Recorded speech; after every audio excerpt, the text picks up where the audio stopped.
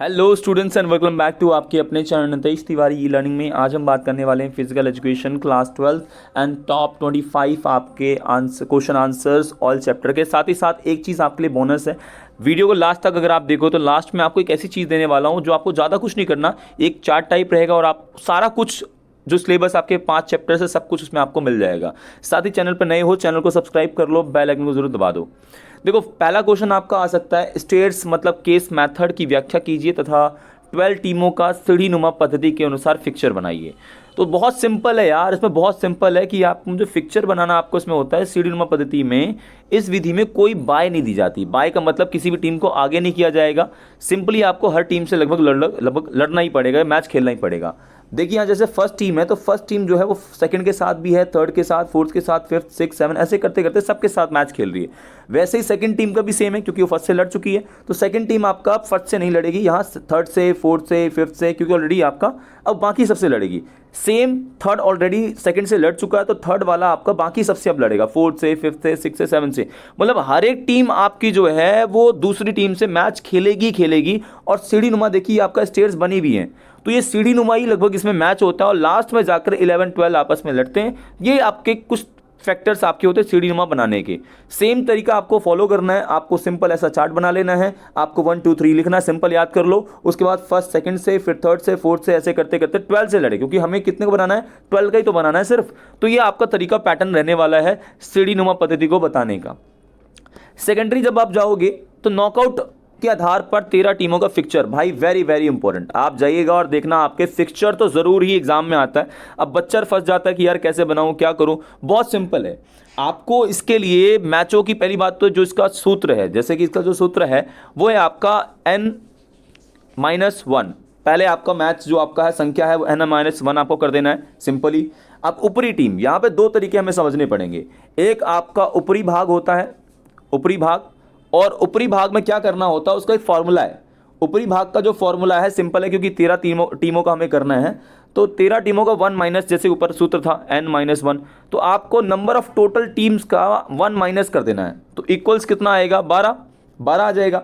इसमें आपका ऊपरी टीम का पर सूत्र जो होता है ऊपरी टीम का वो होता है n+1 अपॉन में 2। n+1 का मतलब total number of team plus में 1 करना है, मतलब टोटल नंबर ऑफ टीम कितनी है 13, प्लस में 1 कर दो, कितना हो गया 14 हो गया ना आपका। अब 14 अपॉन में 2 ऑलरेडी कर दो, तो ये आपका जो 14 है वो 7 दूनी 14 कट जाएगा, तो इक्वल्स आपका जो आएगा वो 7 बचेगा। ऊपर का क्या बचेगा, 7 बचेगा। आप नीचे जाओ, अब नीचे क्या है, निम्न टीम। क्या है, निम्न टीम, नीचे की टीम है, नीचे का भाग है। सेम वही फॉर्मूला है आपका, n-1 है अपॉन में 2 है, तो मतलब टोटल नंबर ऑफ टीम कितनी थी 13, -1 कर दो, कितना हो जाएगा आपका 12 हो जाएगा। क्या हो जाएगा, 12 हो जाएगा। अब 12 जैसे ही आपका हो गया तो आपका अपॉन में 2 था, अब 12 अपॉन में 2 इसको काट दो, 6 दूनी से कट जाएगा आपका, माना ऊपर का 7 था नीचे का 6, टोटल कितना निकला आपका 13। क्या निकला, 13 आपका निकल गया यहाँ पे। तो ये चीज़ आपको लगभग याद करनी, ये फैक्टर्स आपके हैं। अब राउंड्स में भी बांटा जाएगा, बाय कैसे निकालेंगे हम लोग, तो राउंड्स क्या रहने वाले हैं आपके। राउंड्स निकालने के लिए हमको क्या करना पड़ेगा, 2 इंटू में 2, 2 इंटू में 2, 2 इंटू में 2, ऐसे करके हमें 4 बार करना है। अब ये इक्वल्स टू आपका 16 हो जाएगा। जैसे आप करोगे आपका 2 को 2 इंटू 2, फिर आपका 2 इंटू 2, फिर 2 इंटू 2, 4 बार जब हम करते हैं तो आपका 16 आता है। और ऊपर क्या बताया गया कि हमें जो आपका टोटल नंबर ऑफ टीम है, मतलब 16 जो राउंड है, 16 राउंड में से माइनस आपको 3 करना है। कितना करना है, लगभग आपका 16 माइनस आपको 13 करना है। जैसे ही आप 16 माइनस 13, क्योंकि 13 टीम हमारी, मतलब तो आपका टोटल निकल के आएगा 3। कितना निकल के आएगा 3। और जो बाय है वो बाय केवल 3 को मिलेगा, इसका मतलब। अब बाय कैसे दिया जाएगा, तो जो सबसे ऊपर की टीम है एक बाय उसको मिल जाएगा नंबर 1 को, और सबसे नीचे की टीम को एक बाय उसको, 2 हो गए। एक आपको मिलेगा नीचे की सबसे ऊपर की टीम को, किसको मिलेगा, नीचे की सबसे ऊपर की टीम को। इसका मतलब जो 8 नंबर आपका रहेगा, लगभग जो 8 नंबर वाली रहेगा उसे मिलेगा। ये आपका कुछ ये तरीका आपका रहेगा, जहां ऊपरी अर्ध है आपका हाफ है, जिसमें कुल टीमों की संख्या में आपको +1 करना है, अपॉन में 2 है। जैसे कि कितना हो गया, टोटल टीम आपकी 13 थी, +1 करा 14 हो गई, अपॉन में 2 था, काटा इसको, जैसे आपने अगर 14 था तो उसको अपॉन में था काटा, बचा कितना 7। सेम हो, अब आपका बाय देने का तरीका क्या रहेगा, ऊपर आपका एक बाय, टोटल बाय कितना आपका रहेगा 3 निकल के आएगा ना, इसमें ऊपर एक बाय मिलेगा, सिर्फ कितना मिलेगा, एक बाय मिलेगा। और जो नीचे का इलाका है लोअर हाफ में, वहां पे 2 बाय रहेगा, क्योंकि सबसे नीचे की टीम को 1 मिलेगा और एक आपकी नीचे की टीम को सबसे ऊपर भाग को 1 बाय मिलेगा। तो ये फैक्टर्स अगर आप याद कर लेते हो तो आपके एग्जाम में फुल के फुल मार्क्स आ जाएंगे। जैसे इसमें दिखा भी देखो, ऊपर की सबसे टीम को 1 बाय और नीचे की सबसे टीम को 1 बाय, और नीचे की सबसे ऊपर की टीम मतलब 8वें नंबर को 1 बाय दिया जाता है। कुछ ये फैक्टर्स यूज होते हैं आपके ऊपरी अर्ध और निचले अर्ध को बायस देने के। होपफुली आपको समझ आया होगा। क्वेश्चन नंबर देखिए थर्ड आपका, जिसमें किसी भी कार्यक्रम को आयोजित करने के लिए विभिन्न समितियों की सूची बनाई। कौन सी समितियां होती? कोई काम करवाना है, कोई आयोजन, कोई प्रोग्राम है, तो पहली समिति प्रबंध। भाई कोई भी काम करोगे प्रबंध तो जरूरी है ना, आप मैनेजमेंट तो करोगे ना, तो प्रबंध समिति होती है। फिर कार्य समिति, कार्य कैसे किया जाएगा, क्या कार्य होगा। एक होगा परिवहन, जो खिलाड़ी हैं या लोग हैं उनको लाने के लिए परिवहन समिति कि भाई कैसे लाया जाएगा। एक होता है भोजन समिति, खाने वाने की जो व्यवस्था है, जो आवास की रहने की जो व्यवस्था है, वो आपकी भोजन और आवास समिति करता है। फिर अधिकारियों के लिए समिति, जो हमारे अधिकारीगण हैं उनके लिए भी समिति बनाई जाती है। और साथ ही खेल मैदान में उपकरण समिति, जो उपकरण आपके खेल के लिए उपकरण होते हैं उसके लिए भी एक समिति बनाई जाती है ताकि वो खेलों की व्यवस्था कर सके। और प्रतियोगिता कार्यक्रम, प्रतियोगिता सही से चलाए, सही समय पर शुरू हो, उसके लिए भी एक समिति का गठन किया जाता है। देखो किसी भी काम को करना है तो आपको कार्यों का विभाजन करना पड़ेगा, कार्य बांटने पड़ेंगे। अगर कार्य बटे होंगे तो अच्छे तरीके से सारा काम आपका हो पाएगा। क्वेश्चन नंबर 4 देखिए, स्वागत और सजावट समिति के कार्य बताइए। देखिए सिंपल सी बात है कि भाई आपका ये समारोह के काम जो होते हैं, जैसे आरंभ होने से पहले ही इसका आपका हम बात करते हैं, इसका काम शुरू हो जाता है। अब इसमें क्या होता है, फिर भी अगर आपका कोई काम बचता है, अगर कोई काम बचता है तो ये समिति उसे दूर करती है। मान लीजिए कोई काम आपका है, बिल्कुल सब कुछ सही चल रहा है, लेकिन अगर काम वो रुकता है, कोई प्रॉब्लम आती है, समस्या आती है, तो जो आपकी स्वागत और सजावट समिति है वो लगभग इस काम को करती है। जो देखिए यहाँ पर सभी मैदानों को स्टेडियम मिलता है और खेल की जगह इन सब की सजावट, एक प्रकार से ये सजावट है, ठीक है, सजावट है आपका है। तो सजावट का जो काम है वो इसका है और यह समिति अपना कार्य खेल शुरू होने से पहले ही कर लेती है। यदि बाद में कोई समस्या आती है तो उससे दूर भी ये करती है, मतलब खेल से पहले इसका काम शुरू हो जाता है और खेल के बीच में भी अगर कोई समस्या आती है तो ये समिति अपना काम करती है। फिर आपका आता है विज्ञापन समिति। अब विज्ञापन का योगदान सिंपल है कि जो आपका प्रचार समिति है, अर्थ विज्ञापन, जो सभी खिलाड़ियों के प्रशिक्षण और टीम को आदि पहले से ही प्रतियोगिता की जानकारी देती है। और यह समिति प्रतियोगिता के प्रचार प्रसार के लिए विभिन्न प्रकार के, जैसे मास्टर आपके माध्यम में पोस्टर मेकिंग कर सकती है, पोस्टर लगाती है, टेलीविज़न में समाचार पत्र हो गए, और इसके माध्यम से लगभग सभी लोगों को इसके बारे में जानकारी देती है, खेल इस प्रकार का होने वाला है, उसका प्रचार करती है ताकि ज़्यादा से ज़्यादा जो दर्शक हैं वो मैच को देखने, चीज़ों को देखने आ सके। अगला क्वेश्चन हमारा है छठा, योग क्या है। देखो योग शब्द की जो उत्पत्ति है वो संस्कृत शब्द के युज से हुई है। योग का अर्थ है व्यक्तिगत चेतना या आत्मा का सार्वभौमिक विलय, और योजना केवल एक शारीरिक व्यायाम है, बल्कि ये केवल एक शारीरिक व्यायाम नहीं है, मानव मनुष्य के लिए, आत्मा के लिए भी बहुत ज़्यादा ज़रूरी है, मतलब हमारे, ठीक है। अगला क्वेश्चन आपका आता है कि धनुषाकार पैर के लक्षण और कारण बताइए। देखो धनुषाकार जो आपके पैर है उसके लक्षण और कारण बहुत सिंपल है कि इन दोनों ही घुटनों के बीच की दूरी ज़्यादा बढ़ जाती है। जैसे आपने कभी देखा हो किसी के पैर फैला, हमारे गांव देहात में ऐसे लोगों पैर बोलते हैं पैर फैला, तो ये आपका जो होता है यहाँ पे पैर दोनों घुटनों की दूरी बहुत ज़्यादा आपकी दूर हो जाती है, बढ़ जाती है, और खड़े होने की स्थिति में, चलने की स्थिति में, दौड़ने की स्थिति में बाहर की ओर घूमता है और दिक्कत आती है। मतलब टांगों को हम लोग इसको टंग फैला बोल सकते हैं या फिर धनुषाकार इसको बोला जाता है। तो ये तरीके मतलब है। अब कारण क्या हो सकते हैं, या तो आपका जो घुटनों के आपके लिगमेंट हैं, आपके मीडियम, वो अपेक्षित ज़्यादा बढ़ जाते हैं, या हड्डियाँ और मांसपेशियाँ कमज़ोर होती हैं। जो आपकी हड्डियाँ हैं या मांसपेशियाँ आपकी जो हैं वो कमज़ोर हो जाती हैं। लंबे समय तक सुख आसन में बैठना, मतलब एक ही आसन में बैठना, और गलत तरीके से चलने के कारण भी ऐसा आपकी घटनाएं होती हैं। क्वेश्चन नंबर आपका 8 है, महिलाओं का खेल में कम भागीदारी क्यों है, क्या कारण है, क्यों है महिलाओं की भागीदारी। तो पहला जो काम है वो है घर वालों का ना मानना। जो घर वाले हैं लगभग महिलाओं को खेलने नहीं देते हैं। दूसरा कारण आपका होता है रूढ़िवादी, जो रूढ़िवादी सोच है, पुरानी सोच है, इसको रूढ़ी होगा, ठीक है। रूढ़िवादी सोच मतलब पुरानी सोच के कारण भी ऐसी समस्या देखने को मिलती है। तीसरा आपका समाज भी महिलाओं को ज़्यादा आपका प्रोत्साहित नहीं करता है, तो महिलाएं आगे बढ़ चढ़ के भाग नहीं ले पाती हैं। और भौतिक स्वास्थ्य, महिलाओं का थोड़ा सा जो आपका मासिक धर्म भी आते हैं, बहुत सारी चीज़ें भी होती हैं, तो वो भी एक रीज़न रहेगा इसमें। महिला कोच नहीं है। अब पुरुषों के साथ महिलाएं जो कोच हैं ज़्यादा, या महिलाएं जो खिलाड़ी हैं ज़्यादा फ्रैंक नहीं हो पाती, अच्छे से बात नहीं बता पाती, और महिला कोच है नहीं, तो इसलिए महिलाओं को आगे बढ़ाया नहीं जाता, या आगे नहीं बढ़ पाती हैं। वो ये कारण आप बता सकते हैं।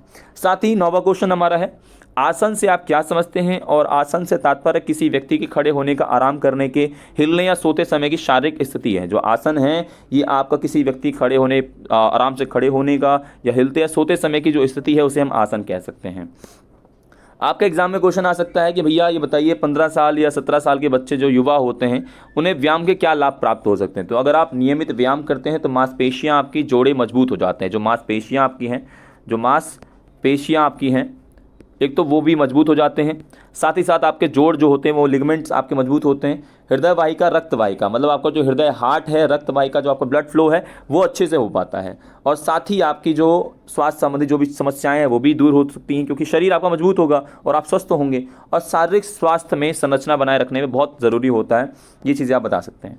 साथ ही आपका 11वां क्वेश्चन, एथलीट स्टेरॉइड्स से आप क्या समझते हैं और ये क्या है। देखो, महिला एथलीट्स जो है 3 संबंध में स्थितियों का एक सिंड्रोम है जो आमतौर पर किशोर और वयस्क महिला एथलीटों में देखा जाता है, जो अपनी ऊर्जा और जोखिमों को पूरा नहीं कर पाते हैं और अंततः उन्हें अल्पपोषित बना देता है। तो ये आपका स्टेरॉयड मतलब इसको बोला जाता है, महिला स्टेरॉयड बोला जाता है, जब वो अपनी ज़रूरतों को, शरीर की ज़रूरतों को नहीं कर पाते हैं और जोखिम को कम नहीं कर पाते हैं।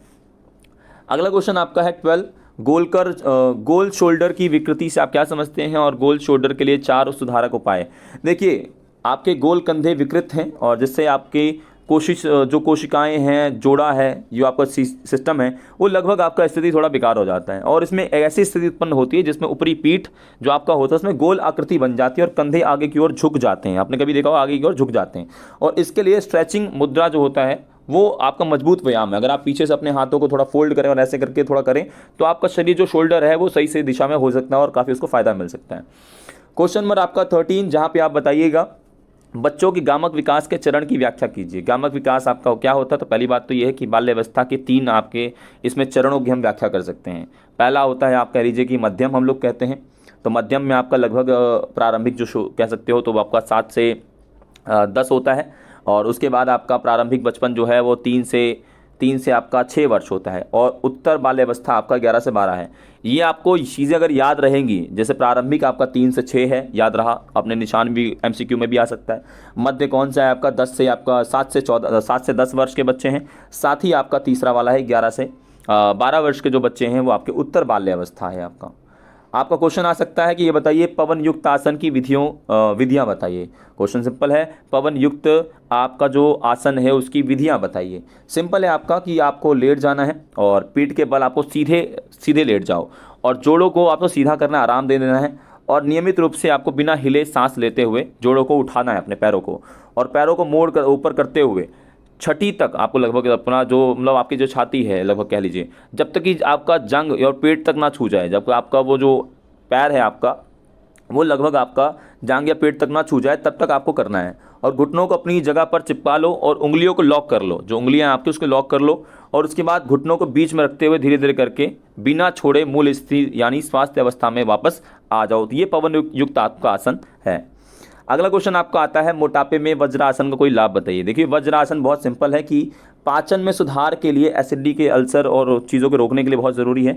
साथ ही आपको साटिका बहुत सारे लोगों को समस्या आजकल महिलाओं को भी होती है और पीठ के निचले हिस्सों में गंभीर समस्या से पीड़ित लोगों को तो वज्रासन करना चाहिए। कौन सा आसन करना चाहिए? वज्रासन। बिल्कुल सीधी अवस्था में बैठ जाओ मुद्रा में और सामने अपने हाथों को अपने पैरों में रख लो, बिल्कुल बैठ करके आराम अवस्था में, वो आपकी वज्रासन आपका है। 16 क्वेश्चन आपका है, गोमुख आसन की सीमाओं का वर्णन कीजिए। देखिए, पहली बात तो गोमुख आसन आपका सीमाओं का वर्णन यही है कि ये लोग कंधे और घुटने और पीठ से दर्द जो पीड़ित लोग हैं उन्हें इससे बचना चाहिए। और किसी भी प्रकृति की चोट समस्या से पीड़ित हो उसे बच्चे को भी इसको नहीं करना चाहिए। अगला क्वेश्चन 17वां है, सकारात्मक व्यवहार की रणनीति को संक्षेप में समझाइए। देखिए, सकारात्मक व्यवहार सिंपल है कि सकारात्मक दृष्टि देखने की बात कर रहा है और विशेष अवसर वाले बच्चों के स्वास्थ्य तरीके से या उनके स्वास्थ्य को अच्छे करने के लिए। और साथ ही शिक्षा को नकारात्मक व्यवहार को रोकना होता है कि शिक्षा का जो आपका स्तर है वो नकारात्मक स्तर में ना जाए। और इन बच्चों को कक्षा की गतिविधियों में भाग लेने के प्रोत्साहित करो कि यार वो बच्चे भी अन्य गतिविधियों में भाग लें। क्वेश्चन नंबर आपका यहाँ पर देखिए 18 है, श्रावण हानि वाले लोगों के प्रति कोई 5 विकलांगता के शिष्टाचार बताइए। यहाँ पे आप बता सकते हो कि श्रावण जो आपका हानि है वाले लोगों के प्रति दिखाया जाने वाले विभिन्न विकलांग और शिष्टाचार, और हाथ हिलाकर या कंधे पर थपकी देकर व्यक्ति का ध्यान आकर्षित करें। यदि आप और जो व्यक्ति है इससे परिचित है, सांकेतिक भाषा का प्रयोग करें और व्यक्ति को सीधे देखें और स्पष्ट रूप से बोलें। तो ये आपका श्रावण की हानि का कोई 5 विकलांगता वाले शिष्टाचार बता सकते हैं कि आप अगर सिंपल इसको इशारों के माध्यम से चीज़ें बता सकते हो। क्वेश्चन नंबर आपका 19 है कि संतुलित आहार किसे कहते हैं और इसके कार्यों का वर्णन करो। देखो, संतुलित आहार जो है वो विकार होता है जिसमें व्यक्ति अपेक्षा अनुसार सारे तत्व हो, जैसे कि विटामिन, कार्बोहाइड्रेट, प्रोटीन, और इसके साथ आपके कार्य भी होते हैं जिसमें आपको हमें काम करने के लिए पर्याप्त ऊर्जा और संतुलित आहार मिलता है। व्यक्ति की बुद्धि और विकास में सहायक होते हैं। उसके बाद आप कह सकते हैं कि संतुलित आहार, ये संतुलित है, ठीक है, संतुलित जो आहार है, आहार ये हमारे शरीर के विकास के लिए, अंगों के विकास के लिए बहुत ज़्यादा ज़रूरी है। साथ ही आपका संतुलित आहार शरीर की रोग प्रतिरोधक क्षमता को बढ़ाता है और शरीर में होने वाली एक प्रकार की जो बीमारी है उससे बचाव भी करता है और शरीर को, भार को सही तरीके से बना के रखता है। क्वेश्चन नंबर आपका 20 है कि भैया हमारे शरीर के लिए प्रोटीन कितना उपयोगी है। पहली बात तो आप बता दीजिए, बहुत ज़्यादा हमारे शरीर के लिए प्रोटीन उपयोगी है और कार्बन डाइऑक्साइड हो या ऑक्सीजन हो, नाइट्रोजन, कभी कभी सल्फर जैसे तत्व भी बना देती है। तो प्रोटीन जो है वो अमीनो एसिड के रक्त के द्वारा मिल जाता है और अमीनो एसिड के माध्यम से, प्रयोग के माध्यम से हमारी मांसपेशियों में जो आपका त्वचा है उसको भी एक प्रकार से मजबूत करता है, उसका निर्माण करता है, उसको अच्छा बनाता है। तो ये आप बता सकते हो, और नाखूनों को भी और त्वचा को भी अच्छा बनाता है। साथ ही आपका कार्बोहाइड्रेट क्या है और साधारण कार्बोहाइड्रेट में क्या अंतर है। देखिए, कार्बोहाइड्रेट हमारे आहार से मिलने वाला सबसे महत्वपूर्ण स्रोत है और ये ऊर्जा का सबसे महत्वपूर्ण मुख्य स्रोत होता है। अलग अलग रासायनिक संयोजन और कार्बन डाइऑक्साइड के मुख्य 2 प्रकार के होते हैं। देखिए, यहाँ पे आपका एक साधारण कार्बोहाइड्रेट है जिसमें अनाज, गेहूँ, चावल आदि और रसीले फल जो होते हैं, गन्ने में चुकंदर या अन्य चीज़ों से हमें लगभग मिल जाता है। ये आपका साधारण है। घुलनशील होता है। दूसरा आपका होता है जटिल। ये आपका विपरीत स्वाद में मीठा नहीं होता है और ये ग्लूकोज, स्टार्च ग्लूकोज होता है जो कि आलू, गेहूं, चावल और गाजर में, आपको मक्का में पाए जाते हैं और ये घुलनशील नहीं है। ऊपर वाला घुलनशील है, ये घुलनशील नहीं है, इस बात को याद रखना। क्वेश्चन नंबर आपका 21 जिसमें हमारे लिए कितना उपयोगी है। देखिए, हमारे लिए बहुत उपयोगी है, पहली बात तो ये है। और जल हमारे लिए बहुत उपयोगी है। जल हमारे आहार का एक महत्वपूर्ण तत्व है। हमारे शरीर का लगभग 70% जो भाग है लगभग जल से है। हमारे रक्त में 90% आपका जल होता है। हमारे शरीर के तापमान को नियंत्रित करता है और हमारे भार को, हमारी चीज़ों को बिल्कुल अच्छा बना के रखता है। तो जल बहुत ज़्यादा महत्वपूर्ण है। क्वेश्चन नंबर आपका 22, अल्पाहार के नुकसान के। कम खाने के भाई बहुत नुकसान है। पहली बात तो ये है कि आपके शरीर में ऊर्जा नहीं रहेगी, आपको थकान महसूस होगी, आपका शरीर बिल्कुल दर्द रहेगा। ये सारी की सारी नकारात्मक, और शरीर का विकास भी नहीं होगा आपका, आप कुपोषित हो सकते हो। क्वेश्चन नंबर देखिए 23, जिसमें संतुलित आहार में आप क्या समझते हैं। देखो, संतुलित आहार का मतलब होता है जिसमें खनिज पदार्थ और विटामिन, कार्बोहाइड्रेट, वसा जो है अच्छी मात्रा में जब हमें मिलता है, रोटी चावल कोई चीज़ अच्छी मात्रा में मिलता है, उसे हम संतुलित आहार कहते हैं। आज भारतीय, अगर मैं बात करता हूँ, प्रत्येक जो भारतीय है उसे संतुलित आहार नहीं मिलता है, क्योंकि या तो वो दाल चावल खा के जीवन जी लेता है, ये रोटी सब्जी, प्रत्येक प्रकार की अन्य सब्जियाँ और अनेक प्रकार के जो फल है उसको नहीं खा पाता, जिस कारण से संतुलित आहार तो बिल्कुल नहीं कह सकते हम, भारतीयों का तो बिल्कुल नहीं है। अगला आपका क्वेश्चन यहाँ पे 24 है, सूक्ष्म पोषक तत्वों की संक्षिप्त व्याख्या कीजिए। जो सूक्ष्म पोषक तत्व है जिसमें आपका ज़रूरत के दिन होते हैं, जिसमें बहुत सारी चीज़ें होती हैं, आप कह लीजिए मिनरल्स है, विटामिन है, रासायनिक क्रियाओं के माध्यम से बनते हैं, ये आपके सूक्ष्म होते हैं जो हमारे खनिजों में या चीज़ों में हमें लगभग मिल जाते हैं, विटामिन या खनिजों में हमें मिलते हैं। क्वेश्चन नंबर आपका लास्ट है 25, योजना के उद्देश्य लिखिए। क्या योजना के उद्देश्य हैं, तो भैया अच्छा तालमेल बनाना होता है। अच्छा तालमेल मतलब 2 लोगों में, एक समुदाय में, एक समाज में अच्छा तालमेल, ताकि लोग अच्छे से कर सकें चीज़ों को। दूसरा, अच्छा नियंत्रण। कोई भी काम अपना करना चाहते हो, अगर प्लानिंग पहले से कर रखी तो आप अच्छे से कर लोगे। गलतियों की संभावना को कम करना, आपकी जो गलतियां हैं उसको कम करना भी योजना। अगर आपने पहले से प्री प्लानिंग कर रखी है तो गलतियां कम करोगे। दबाव को कम करना, और इसके अलावा रचनात्मक कार्य को बढ़ावा देना और बजट को सुनिश्चित करना कि कितना पैसा किसी चीज़ में कितना लगेगा, खेल में कितना लगेगा, वो सारी की सारी चीज़ें आपकी योजना का उद्देश्य होता है। ठीक है, इस बात को आपको ये अच्छे से समझ लेना। तो ये आपके 25 क्वेश्चन, टॉप 25 क्वेश्चंस थे। साथ ही अगर आप चैनल पर नए हैं, चैनल को सब्सक्राइब करो, बेल आइकन को जरूर दबाओ। एक चीज़ और आपके लिए सरप्राइज, जैसा मैंने कहा था, वो चीज़ अभी हम देख लेते हैं ज़रा सा। ये आपका जो टॉपिक है ये बुलेट पॉइंट्स की तरह है। मतलब देखिए, इसमें सिंपली आपका जो फर्स्ट चैप्टर है, सिर्फ एक एक पेज में आपको 5 चैप्टर के बारे में बता दूंगा। ये आपको बुलेट पॉइंट्स अगर आप याद कर लो तो वो भी आपका काम चल सकता है। जैसे आप देखिए यहाँ पर खेलों के कार्यक्रम और उसके बारे में है, तो मैपिंग लगभग आपको बता दूंगा। फिक्चर क्या होता है, नॉकआउट और आपके लीग और राउंड रोबिन जो आपके मैथड्स हैं। बाई जो होता है किसी एक टीम जो पहले राउंड में नहीं खेलती है उसे मिल जाता है। सीडिंग क्या होता है, सीडिंग एक बार मजबूत टीम को ही अर्ध में आगे मतलब कारण से पहले ही राउंड में आपस में भिड़ाने के लिए करा जाता है कि आपस में ना भिड़े। जो बड़ी बड़ी मजबूत टीमें हैं, सीडिंग का माध्यम ये होता है कि मान लो कि भारत और ऑस्ट्रेलिया क्रिकेट का मैच है, तो भारत और ऑस्ट्रेलिया दोनों ही पहले मैच में ना भिड़ जाए और हार जाए। कोई एक बड़ी टीम हार जाएगी तो दूसरी बाहर हो जाएगी, इसलिए सीडिंग का प्रयोग होता है ताकि बड़ी टीमें एकदम से पहले से बाहर ना हो जाएं। अब ये आपका सीढ़ीनुमा वाला मैंने पहले समझा दिया आपको, सीढ़ीनुमा वाला। साथ ही समितियों के बारे में देख लीजिए। यहाँ पर समितियाँ आपकी प्रशासनिक कार्य आयोजन, जिसमें प्रचार समिति, परिवहन, रिफ्रेशमेंट उपकरण, प्राथमिक पदाधिकारी, स्वागत समिति, सजावट और समारोह, वित्तीय समिति, भोजन और आपका उद्घोष, ये सारा का सारा आपको एक ऐसे मैपिंग के माध्यम से आपको लगभग आपका जो टॉपिक अगर आप नहीं भी याद कराए तो आप इसके माध्यम से देख सकते हैं कि क्या क्या आपके तरीके हो सकते हैं। अब खेलों का प्रबंधन क्या होता है, तो प्रबंध किसी भी काम को सफल बनाने के लिए किया जाता है, अच्छे तरीके से करने के लिए किया जाता है। खेलों का अर्थ क्या है या खेलों के प्रबंधन का अर्थ क्या है, सही से नियंत्रण और निर्देशित करना काम को, ठीक है। उसके अलावा प्रतियोगिता क्या है, तो आपका योजना के तहत विभिन्न टीमों के नियमों को विनियमों को प्रतियोगिता जो है वो आयोजित करती है और उसे हम टूर्नामेंट कहलाते हैं। साथ ही खेल के प्रबंधन के कार्य क्या है, नियोजित करना, संगठन बनाना, नियुक्तिकरण करना, निर्देशन और नियंत्रण करना। बहुत सिंपली देख पा रहे होंगे आप, क्वेश्चन नहीं है लेकिन ये बुलेट पॉइंट्स हैं जो आपको बिल्कुल याद करा देंगे भाई ऐसा ऐसा है।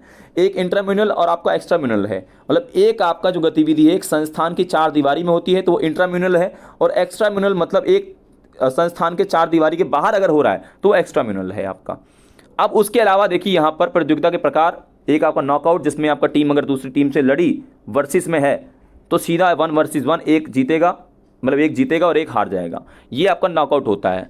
राउंड रोबिन में काफ़ी सारे टीम होते हैं, सिंगल लीग हो सकता है, डबल लीग होता है, जैसे ए लीग, ए टाइप और बी, मतलब 2 लीग हो सकते हैं। तो ये भी आपको इस वाले में ये प्रकार आपको देखने को मिलेंगे, ये तीनों आप देख सकते हैं। साथ ही एक्स्ट्राम्यूनल आपका जो इंट्राम्यूनल है वो दोनों मैंने बता दिया है, ये दोनों एग्जाम में बहुत ज़्यादा आता है, सिंपल है। तो इस बात को आप यहाँ से पढ़ सकते हैं कि प्रतिभा के विकास के लिए, नेतृत्व की भावना को बढ़ावा देने के लिए, मनोरंजन के लिए और खेलों के कौशल को विकास के लिए। एक्स्ट्राम्यूनल आपका क्या करता है, खेलों को सुधारता है, खेलों को विस्तृत करता है, नियमों का तकनीकी ज्ञान प्रदान करता है और खिलाड़ियों में स्पोर्ट्समैनशिप को विकसित करता है जब आप बाहर जाके खेलते हो एक्स्ट्राम्यूनल में। ये आपका लगभग फर्स्ट चैप्टर का था। अब देखो सेकेंड टॉपिक का भी बुलेट पॉइंट्स है, सेकेंड चैप्टर जो है उसके भी बुलेट पॉइंट्स हमारे पास हैं।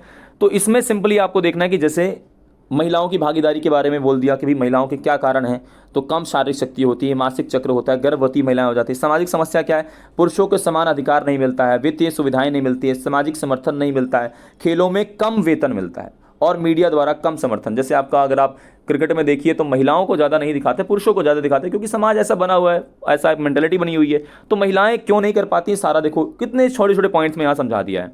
उसके अलावा यहाँ पर देखिए महिलाओं खेलों में बच्चे और महिलाओं के लिए WHO ने व्यायाम के निर्देश दिए हैं। तो क्या क्या निर्देश दिए हैं, अगर मान लीजिए अनुशासित है आपका तो पहले से दूसरे साल की उम्र में बच्चों के लिए है, फिर आपका तीसरे से चौथे साल के बच्चों के लिए, 18 से 64 के लिए और 15 से आपका 65। क्वेश्चन आ सकता है कि व्यायामों के निर्देश किस संगठन ने या किसने दिए हैं, तो आपको याद रखना WHO ने दिए हैं। साथ ही महिलाओं की भागीदारी कैसे बढ़ा सकते हो आप, तो शारीरिक शिक्षा, वित्तीय शिक्षा दे करके, सामाजिक समर्थन समाज में उसे प्रोत्साहित करके, जैसे बेटी बढ़ाओ बेटी पढ़ाओ जैसी जो चीज़ें हैं काफ़ी बढ़ावा मिला है।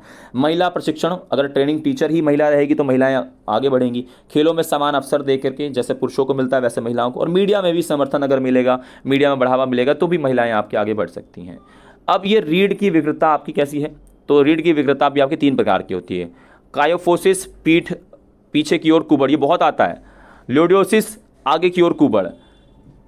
स्कोलियोसिस, रीढ़ अस्थियां जो होती एक ओर झुक जाना, घुटनों का टखनों का टकराना, धनुषाकार टांगे, चपटे पैर, गोल झुक के चलना, ये सारी विकृतियां हैं। कितने बुलेट पॉइंट्स कितने ईजी तरीके से आप देख सकते हैं। साथ ही रीढ़ की विकृतता क्या क्या है, पीछे की ओर कुबड़ जैसे हमने पढ़ा, तैरना आप तैर कर सकते हो, चक्रासन, भुजंगासन, सोते समय पीठ को नीचे तकिया रखना, इससे आप अच्छा कर सकते हो। लोडियोसिस मतलब आगे की ओर कुबड़, तो इसमें क्या कर सकते हैं, उठक बैठक कर सकते हैं, हलासन कर सकते हैं, पैरों की उंगलियां जो है उसमें व्यायाम कर सकते हैं। लेट कर पीठ के बल हम अपने पैरों को उठाकर अगर हम अच्छे से करें तो कर सकते हैं। स्क्योसिस जिसमें आप क्या कर सकते हो, अपना तकनीकी स्विमिंग कर सकते हो, त्रिकोणासन, श्वासासन, ये चीज़ें करके आप अच्छा कर सकते हो इन प्रॉब्लम से समस्या समाधान।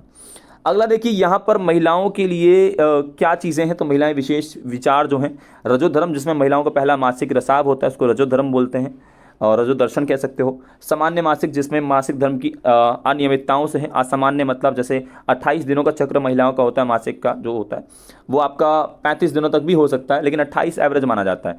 तो ये लगभग इससे अगर ज़्यादा है या कम है तो फिर वो बेकार है। सामान्य पारिवारिक पृष्ठभूमि, अनियमित माहवारी, रजोनिवृत्ति और शारीरिक आपका मनोवैज्ञानिक तनाव, ये महिलाओं को होता है।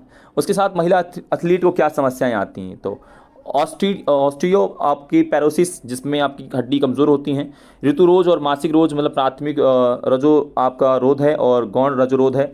3 महीने की अधिक समय तक मासिक धर्म ना आना, ये आपका इसमें कहलाता है। खाने विकार में क्या क्या है, एनोरिक्सिया है, नर्वोसा है, क्षुधा है, अभाव है, लोग खाना नहीं खाते हैं, बहुत सारे रीजन से, तो ये सारी चीज़ें आपका सेकेंड चैप्टर में है। थर्ड पॉइंट के भी बुलेट पॉइंट से देखो। थर्ड पॉइंट में आपको क्या, योग के बारे में, तो मोटापा क्या है, शरीर की दशा और जिसमें शरीर की वासा की मात्रा बहुत अधिक बढ़ जाती है, तो ये मोटापा है। मोटापे के लिए कौन कौन से आसन हैं, तो ताड़ासन है, कटिक चक्रासन है, पवनयुक्तासन है, मत्स्यासन है, हलासन है, पश्चिमोत्तरासन है, अर्ध मत्स्य आसन है, धनुरासन है। ये कोई से भी आप करिए तो आपका मोटापा कम हो सकता है। साथ ही मधुमेह क्या है, तो रक्त में ग्लूकोज की मात्रा का बढ़ना, रक्त में ग्लूकोज की मात्रा का बढ़ना ही आपका मधुमेह है। साथ ही मधुमेह के लिए आसान आसन कौन कौन से हैं आपका, कटिक चक्रासन, पवनयुक्तासन, भुजंगासन, सालभ आसन जो आपका है वो भी आप कर सकते हो। सप्तव्रजरासन, पश्चिमोत्तासन, अर्धमत मसेंद्र आसन, गोमुख आसन, योग मुद्रा, बहुत सारे हैं जो आप कर सकते हो। अस्थमा क्या है, ये एग्जाम में आता है भाई, बहुत आता है, याद रखो। अस्थमा फेफड़ों की बीमारी है जिसमें आपका नलियां अवरुद्ध हो जाती हैं, रुक जाती हैं, आपको सांस लेने में दिक्कत आती है, कठिनाई आती है। क्या आसन है, ताड़ासन है, अर्ध हतोस्त आसन है आपका, उत्तंग मंडू आपका आसन है, भुजंग आसन है, धनुरासन है, उष्टासन आसन है, वक्र आसन है, कपालभाति है, ये सारे के सारे अनुलोम विलोम है, ये सारे अस्थमा को सही कर सकते हैं। रक्तचाप क्या होता है, जब आपकी जो धमनियां, हृदय की धमनियां है, रक्त प्रवाह को करता है, वह बल प्रयोग करता है और रक्त दबाव आपका महसूस करता है, तो उसे हम रक्तचाप।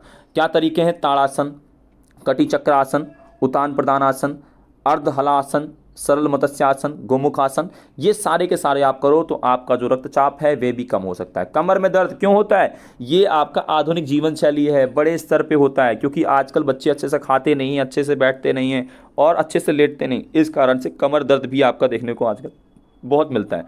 कैसे कर सकते हैं इसको सही, तो हम लोग ताड़ासन कर सकते हैं, वक्र आसन कर सकते हैं, मत्स्यासन, भुजंग आसन, गोमुख आसन, भद्रासन, इसके माध्यम से आप अपने कमर दर्द को सही कर सकते हो। साथ ही साथ अब देखो टॉपिक हमारा जिसमें आपका ध्यान संबंधित आरामदायक और सुधार कैसे कर सकते हैं। देखो आसन क्या होता है, आसन है आरामदायक स्थिति, मुद्रा को आसन कहते हैं। और उसके अलावा आसन का अर्थ है योग शैली, जीवन रोग के लिए निवारक उपाय है। योग का अर्थ क्या होता है, योग अर्थ जो है संस्कृत भाषा के युज से निकला, जिसका अर्थ होता है जोड़ना। क्या अर्थ होता है, जोड़ना। इसके साथ ही देखिए यहाँ पर बीमारियों को रोकने के लिए क्या है आप कर सकते हो, शारीरिक उपयुक्तता, व्यक्तिगत विकास, कम थकान, भाषा सुधारे, मांसपेशियों की मजबूतता, सामाजिक आदर्श, रोगों को रोकने के लिए, ये फ़ायदे हैं आपके लगभग योग को करने के, योग जीवन शैली को चलाने के। साथ ही आपकी दिनचर्या से आप रोगों से लड़ सकते हो, बच सकते हो। और उसके अलावा आपका कार्डियोवास्कुलर सुधार करता है, श्वास आसन आपका अच्छा होता है, कंकाल प्रणाली में सुधार होता है, एकाग्रता आपकी बढ़ती है, पाचन दक्षता बढ़ती है, प्रतिरक्षा प्रतिरोध मतलब आपकी शरीर इम्यूनिटी अच्छी होती है। ये सारा का सारा आपका रहेगा। चैप्टर नंबर 4 के भी बुलेट पॉइंट्स है भाई आपके यहाँ पर, दिव्यांग बच्चों के बारे में है, जिसमें शारीरिक स्वास्थ्य को कैसे सुधार सकते हैं आपका। तो शारीरिक स्वास्थ्य में सुधार के लिए आप वजन बनाए रखने में, हड्डियों को मजबूत करने में, रक्तचाप को नियंत्रित करने में, ये आपका फ़ायदा कौन करता है, लगभग आप कह लीजिए कि ये व्यक्तिगत दिव्यांग बच्चों के लाभ हमें पहुँचाने हैं। मानसिक सुधार के लिए काम करिए, आत्मसम्मान गुण को बढ़ावा दे सकता है, चिंता और अवसाद को कम कर सकता है, व्यक्तिगत विकास को बढ़ावा दे सकता है, कुशलता को बढ़ावा दे सकता है। जब आप शारीरिक जो अक्षमता है दिव्यांग बच्चों के लिए, कौन से आपका शारीरिक गतिविधि लाभ है, ये सारे लाभ उन्हें मिल रहे हैं। समाज में उनकी बेहतर सामाजिक मदद मिल सकती है, समाजों में विभिन्न लोगों के साथ मिलेंगे या खेलेंगे तो उससे सीखने को मिलेगा उन्हें, ये खेलों के फ़ायदे हैं। साथ ही देखिए यहाँ पर अध्यक्षता और पैरालंपिक्स के बारे में भी है। तो आपका पहला जो है 20 जुलाई 1968 में शिकागो में पहला पैरालंपिक्स आपका खेल होता है, एटलीस्ट वहाँ पे खेले गए अंतर्राष्ट्रीय प्रतियोगिता, और 4 साल में एक बार ये भी होता है। साथ ही आप बताइए पैरालंपिक्स गेम जो है अंतर्राष्ट्रीय स्तर पर आयोजित होता है और जिसमें आपका 18 से 25 सितंबर 1980 में रोम में खेले गए थे। ये पैरालंपिक है और ऊपर वाला विशेष ओलंपिक है, दोनों बात ये आपको याद रखनी है। और तीसरा एक आपका होता है डेफ ओलंपिक, ये आपका 1924 में हुआ था, पेरिस में हुआ था। 4 साल में ये भी होता है ओलंपिक्स की तरह। अब दिव्यांग बच्चों के लिए निर्धारण करने के लिए गतिविधियाँ क्या, कैसे कैसे उन्हें हम उनकी शारीरिक दक्षता को मापें, जांचें। तो पहली बात चिकित्सा जांच करें, गतिविधियों के पूर्व अनुभव करें, रुचियाँ उनकी क्षमता देखें, रुचि देखें और नियमों में संशोधन करके उन्हें आगे थोड़ा बढ़ाया जाए। तो ये तरीके हो सकते हैं। लास्ट चैप्टर का बुलेट पॉइंट्स, अब जो आपका खेल है, पोषण है, उसमें आहार, तो ये हमने पढ़ा अभी थोड़ी देर पहले ही, कार्बोहाइड्रेट है, प्रोटीन है, वसा है, ये हमारे पोषक तत्व हैं जो हमारे शरीर के लिए बहुत ज़रूरी हैं। वहीं संतुलित आहार क्या है, तो ऐसा आहार है जो हमें सभी तरह के पोषक तत्वों को पूरा करे, दैनिक पूर्ति को पूरा करे और हमारे शरीर को स्वस्थ। उसके अलावा देखिए पोषक तत्व में हमें भोजन प्राप्त होते हैं जो बड़ी मात्रा में, भोजन से प्राप्त होते हैं जो बड़ी मात्रा में हमें ऊर्जा प्रदान करते हैं और हम काफ़ी अच्छा अपना प्रदर्शन कर पाते हैं चीज़ों में। अब हमारे शरीर में क्या क्या स्रोत हैं ऊर्जा के, कार्बोहाइड्रेट, प्रोटीन, आपका वसा, आपका खनिज, ये सारी की सारी चीज़ें हमें आपकी ज़रूरी होती हैं और ये हमें इन चीज़ों से मिलती हैं। अधिकतर जो भारतीय हैं वो प्रोटीन से या वसा से या लगभग चीज़ों से अनभिज्ञ हैं, उन्हें मिल ही नहीं पाती। इन बात को आपको याद रखना है। वसा में कौन कौन से मिनरल्स है, ADE के, जल में कौन कौन सी घुलनशील है, CBGH, ये चीज़ें याद रखनी है आपको बहुत अच्छे तरीके से, ताकि एग्जाम में जब आए तो आप उसको बना पाएँ। भोजन क्या है, पोषण क्या है, तो भोजन में उपस्थित शारीरिक तत्व हैं जो आपके लगभग मिनरल्स हैं, प्रोटीन है, वो हमें मिलने चाहिए। पोषक तत्व के क्या प्रकार हैं, एक वृहत है, ये एग्जाम में याद रखना बहुत रहता है, और एक सूक्ष्म है। वृहत में कार्बोहाइड्रेट है, प्रोटीन है, वसा है। सूक्ष्म में खनिज और मिनरल्स हमें सूक्ष्म आपके पोषक तत्व हैं। कार्य क्या है, कार्बोहाइड्रेट क्या करता है, ईंधन का काम करता है, ऊर्जा तुरंत ऊर्जा देता है, जिसमें आपका चावल जो है कार्बोहाइड्रेट का काम कर सकता है। उसके साथ प्रोटीन आपका मरम्मत करता है शरीर को और अम्लों को संतुलित करता है। वसा आपका शरीर के तापमान को नियंत्रित करता है और हार्मोन्स को पैदा करता है। उसके साथ आपको खनिज क्या करता है, खनिज मांसपेशियों को, हड्डियों को मजबूत करता है और विटामिन हमारे विभिन्न प्रकार के रोगों से बचाता है। ये सारे काम हैं। आहार क्या क्या हैं, ये सारे के सारे आपके आहार हैं और हमारे शरीर में लगभग 60 से 70% पानी है, तो पानी भी बहुत ज़रूरी है। फाइबर भूख को बढ़ाता है, तो फाइबर खाइए और आंतों में चिकनाई को बनाए रखता है। यौगिक स्वाद, जिसमें खाने में स्वादिष्ट होता है, और रंग यौगिक मतलब भोजन को आकर्षित करता है। ये सारे के सारे आपके 5 चैप्टर के बुलेट पॉइंट्स भी आपको बता दिए। साथ ही अगर आप चैनल पर अब यार नए हो, बहुत ज़्यादा आपके लिए वीडियोस को बहुत अच्छे तरीके से बनाने का प्रयास किया है। साथ ही उम्मीद करता हूँ आपको पसंद आया होगा। चैनल को ज़्यादा से ज़्यादा शेयर करो, वीडियो को ज़्यादा से ज़्यादा शेयर करो और चैनल को सब्सक्राइब करो। जय हिंद।